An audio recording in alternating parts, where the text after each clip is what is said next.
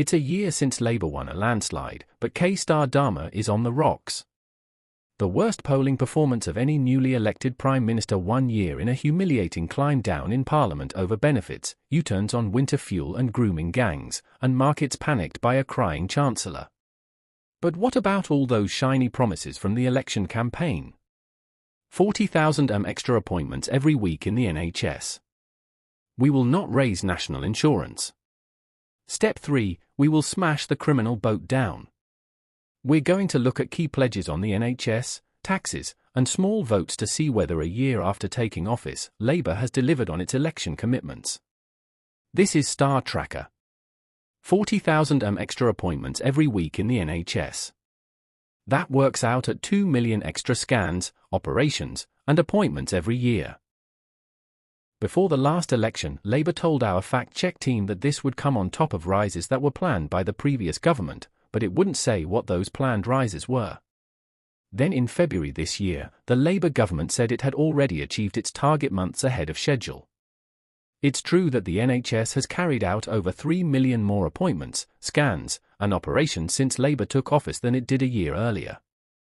But that wasn't Labour's manifesto promise. It was always 2 million on top of that mystery pre-planned rise, which means this pledge is simply uncheckable. We can't say if the government has met it. The Department of Health says the rise in appointments has been achieved in large part because of significant interventions by this government. We will not raise national insurance. That was Starmer's guarantee before the election, but just months later. In today's budget, I am announcing an increase in employers' national insurance contributions. Ministers insist this is not a breach of Labour's manifesto pledge because they say they promise not to increase taxes on working people. Whereas this policy is about national insurance paid by employers. But critics of the government and even the Independent Institute Fiscal Studies point out that the manifesto promised simply to not increase national insurance and didn't carve out any room for raising employers' contributions. With hundreds of new specialist investigators and counter-terror powers, we will smash the criminal boat gangs. In 2025, the government introduced a bill to give counter-terror-style powers to law enforcement, just as Labour promised in opposition. But even if the bill passes, it's not clear whether the government will actually be able to smash the gangs.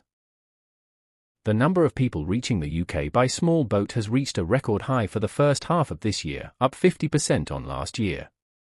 The government says it's returned more than 24,000 people since it took office in July and that good weather and changing techniques have helped more people crossing small boats. But what about the successes? We looked at 36 manifesto.com.